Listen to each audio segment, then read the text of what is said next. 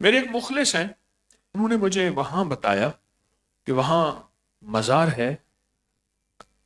اہل البیت کی ایک بہت بڑی ہستی کی، آپ ضرور جائیں،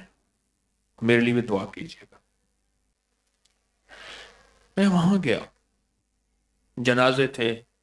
جنازے بھی پڑھے، ان کے پھر فضائل میں نے آپ کو پچھلے سال بیان کیے تھے، اور وہ ہم نے عمل بھی کیا تھا 3 جمعراتوں کا۔ اور روحوں کا ایک نظام ہے، پاکیزہ مقدس روحیں ہیں، اور یہ پاکیزہ روحیں ہیں، اور ان کا ایک انوکھا جہان ہے۔ اب ان کے واقعات میں کچھ آپ کی خدمت میں عرض کرتا ہوں۔ یہ عالم ارواح کا ایک بہت بڑا نظام ہے جو میں واقعات آپ کی خدمت میں عرض کرتا ہوں۔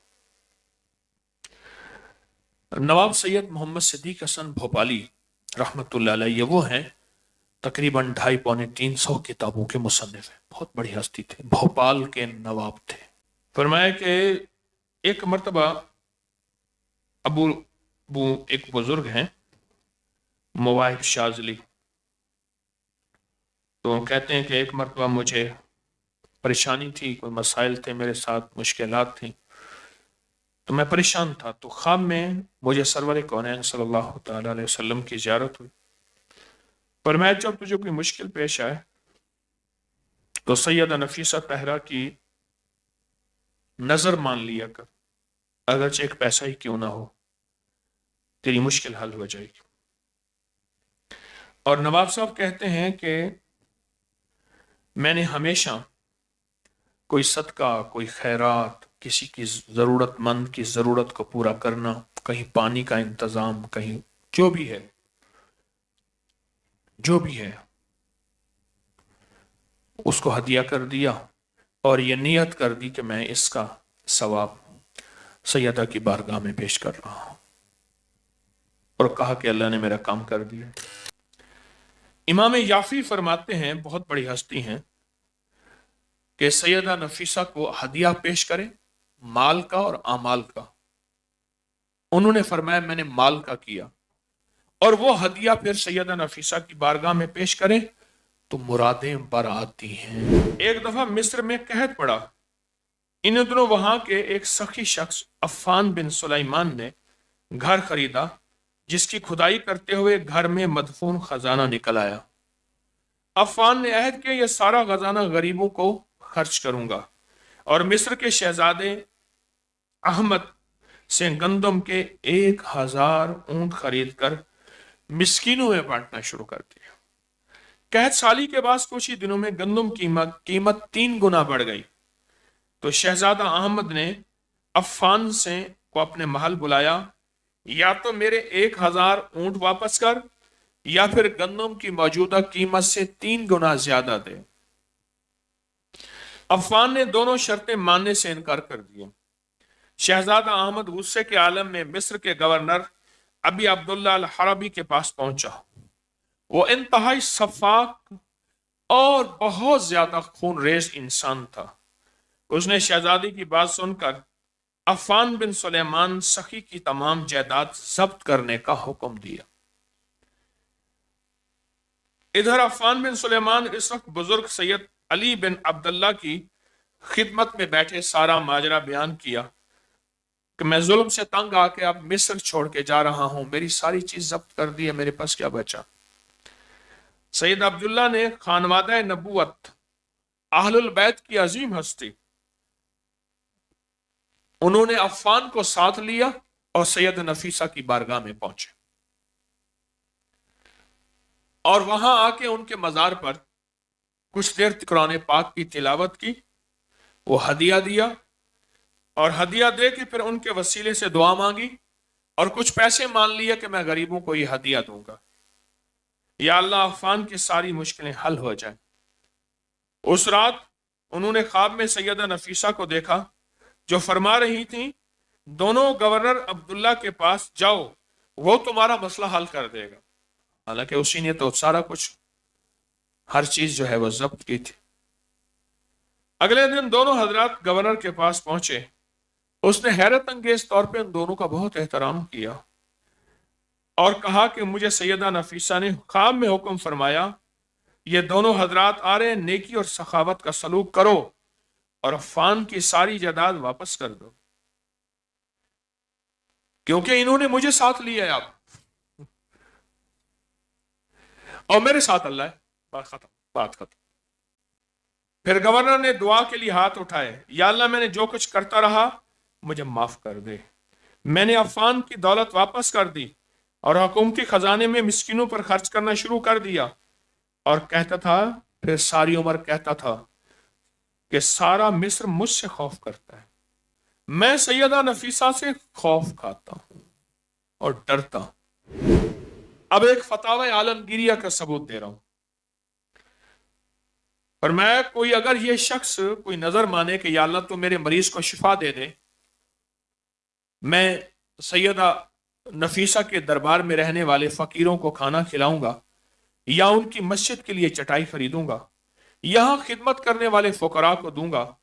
کوئی نظر کوئی درہم دوں گا، اور اگر اس کا کام جائز ہے، ایسے تمام کام جن میں فقراء کا فائدہ ہو اس نے نظر مانی ہے، تو فرمایا کوئی اختلاف نہیں، پورا ہو کے رہے گا۔ ایک بہت بڑے محدث لکھتے ہیں کہ حضرت بشر بن حارث سید نفیسہ کے ارادت مند تھے، وہ ان سے اکثر دعا کراتے تھے، جس کا تذکرہ ہم پہلے بھی کر چکے ہیں۔ اور ابن کثیر، علامہ ابن کثیر بہت بڑے محدث گزرے ہیں، ان کی میں کتاب کا حوالہ دے رہا ہوں، فرمایا کہ ان کے بارے میں ہے، اگر وہ کہہ دے اللہ سے تو سولی پہ بندے کو لٹکانے والے وہ بھی چھوٹ جائے گا۔ قسطنطنیہ، موجودہ نام استنبول کے مفتی اعظم سلیمان قندوزی فرماتے ہیں کہ وفات سے لے کر آج تک ان کا مزار مرجع خلائق زائرین روز بروز ہیں، اور میں نے خود دیکھا، میں گیا، حاضر ہوا، بہت رش تھا۔ اور میں جو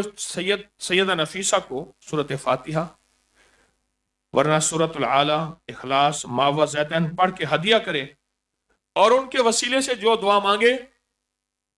وہ دعائیں قبول ہیں۔ مصر کے لوگوں کو مشہور ہے، اگر دریائے نیل کا پانی 18 گز سے اوپر ہو جائے طوفان کا خطرہ،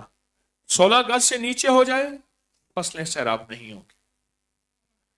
خشک سالی آ جائے گی، قحط پڑ جائے گا۔ اور میں ایک بار دریائے نیل کے پانی میں کمی آئی،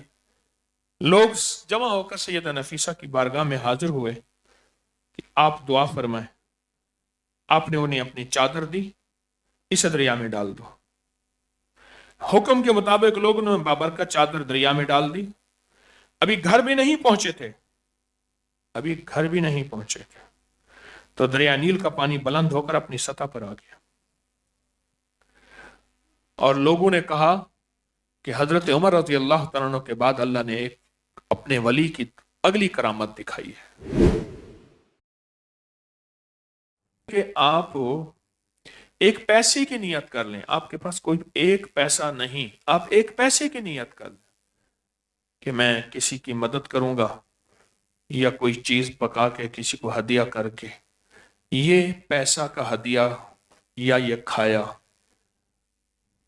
اہل البیت کی اس ہستی سیدہ نفیسہ طاہرہ کو ہدیہ کر دوں گا،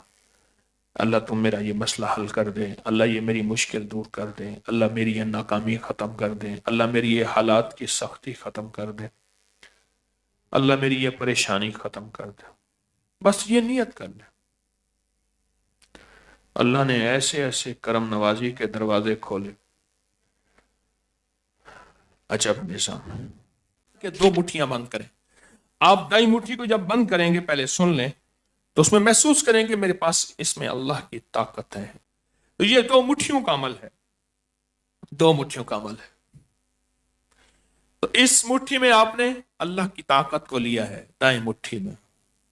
اللہ کے نام کو، اللہ کی طاقت کو، اللہ کی تاثیر کو، اللہ کی عظمت کو، اللہ کی عزت کو، اللہ کے وقار کو، اور بائیں مٹھی میں ساری بیماریاں، سارے دکھ، ساری تکلیفیں، جادو، جنات، اثرات، بندشیں، ناکامیاں، کوئی میری عادتیں، کوئی میری علتیں، کوئی قلتیں، کوئی ذلتیں، یہ تصور میں لے لیا اور دونوں کو اپنے سامنے رکھے، اور اس کے بعد ہم نے پڑھنا ہے فرعون غرق شد، موسیٰ کامیاب شد۔ پھر اس کے بعد اس کو مٹھیوں پہ آپ نے پھونک مارنی ہے، اور پھونک مارنے کے بعد پھر تصور میں آنا ہے کہ میں نے دائیں ہاتھ کی مٹھی کو بائیں ہاتھ کی مٹھی پہ اس طاقت سے مارا کہ یہ ساری چیزیں ٹوٹ گئیں۔ تو اب دل ہی دل میں پڑھیں، فرعون غرق شد، موسیٰ کامیاب شد۔